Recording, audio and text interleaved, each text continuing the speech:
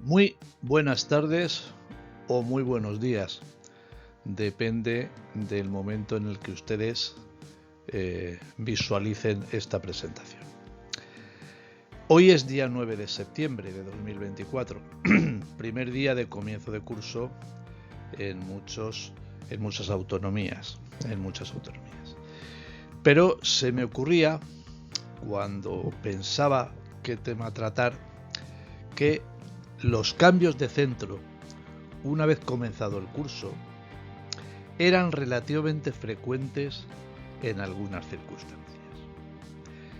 Y con frecuencia no es la solución. Vamos a hablar hoy de los cambios de centro educativo una vez comenzado el curso. Como siempre, José Luis Gómez de Agüero de Acuña, inspector de educación en el canal que se opina muy poco y solo se da información. Vamos con la presentación.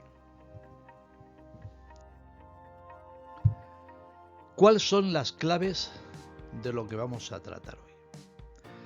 El marco general, la elección de centro por parte de los progenitores o tutores legales, los criterios que utiliza la administración para asignar un puesto escolar, las circunstancias y los entornos que determinan las iniciativas de las familias para cambiar de centro educativo y, por último, cuándo el cambio se considera necesario y es adecuado con intervención de los servicios de inspección.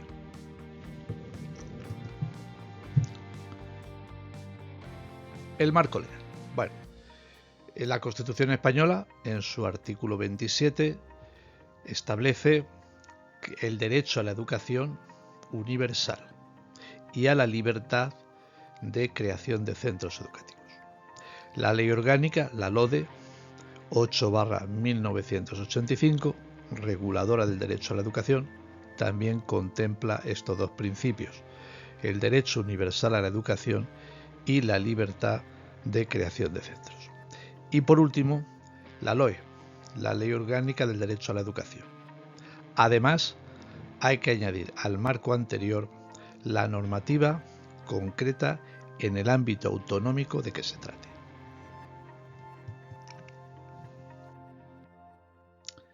La elección de centro educativo.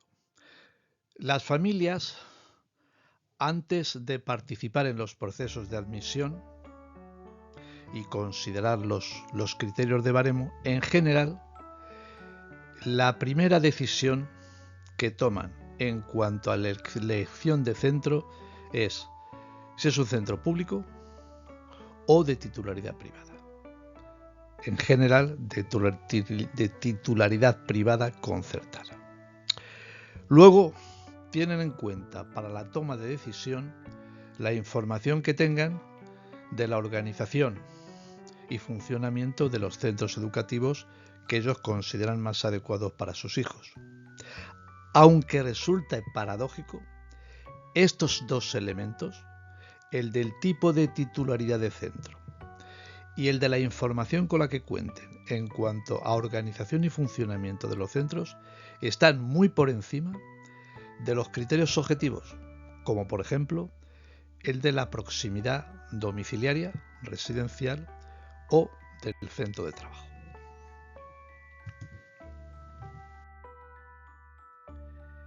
Los criterios de admisión de la administración en general, dependiendo del ámbito autonómico, pero en general, tienen en cuenta para la programación de los puestos escolares necesarios y atender el acceso educativo de toda su población, la zonificación, la proximidad domiciliaria o el lugar de trabajo, si hay o no hermanos en el centro educativo, si alguno de los progenitores trabajan en el centro educativo preferido, patologías, enfermedades, necesidades educativas, la situación de familia numerosa, entre otros criterios.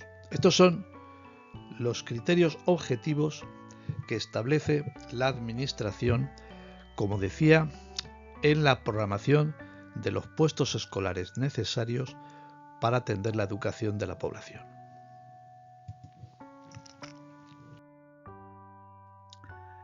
¿Cuáles son las circunstancias que esgrimen las familias para solicitar un cambio de centro una vez comenzado el curso?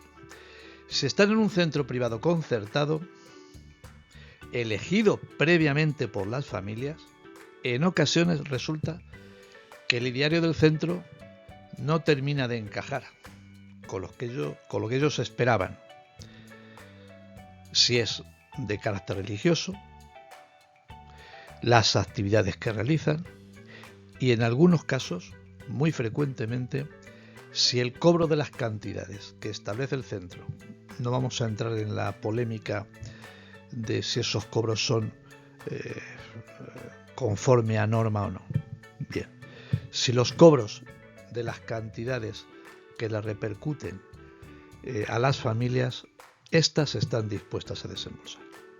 Y luego ya, en un ámbito más amplio, con independencia de la titularidad del centro, los cambios de centro, una vez comenzado el curso, tienen que ver con la dificultad de integración del alumno en el centro, el desencuentro y señalamiento del alumno en el centro por determinadas circunstancias, el acoso escolar, si el alumno tiene algunas dificultades, algunas necesidades educativas, si estas son adecuadamente atendidas.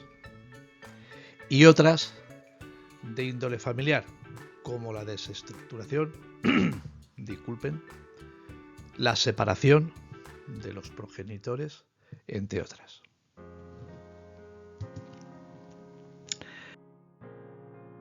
Vamos a ver cuándo el cambio de centro, una vez comenzado el curso, es adecuado.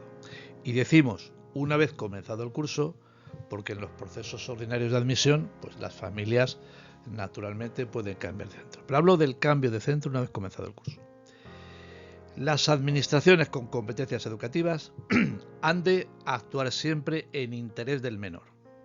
Por consiguiente, ha de establecer criterios objetivos y establecer las circunstancias en las que, en este caso, se actúa en aras del interés del menor. Por ejemplo, los cambios residenciales o laborales son circunstancias objetivas. Las situaciones de guardia y custodia cuando se produce la separación de los progenitores. Separación judicial, se entiende. Cuando hay violencia en el ámbito familiar. Y digo violencia en el ámbito familiar y no, digamos, violencia de género, porque a veces las agresiones en el ámbito familiar son de diferente índole y no solo las producen los progenitores.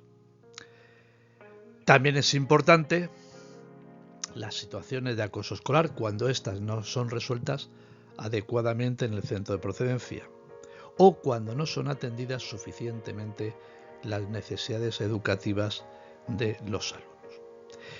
Estas son las circunstancias que, informadas adecuadamente por la Inspección de Educación, determinarían que el cambio de centro, una vez comenzado el curso, es adecuado.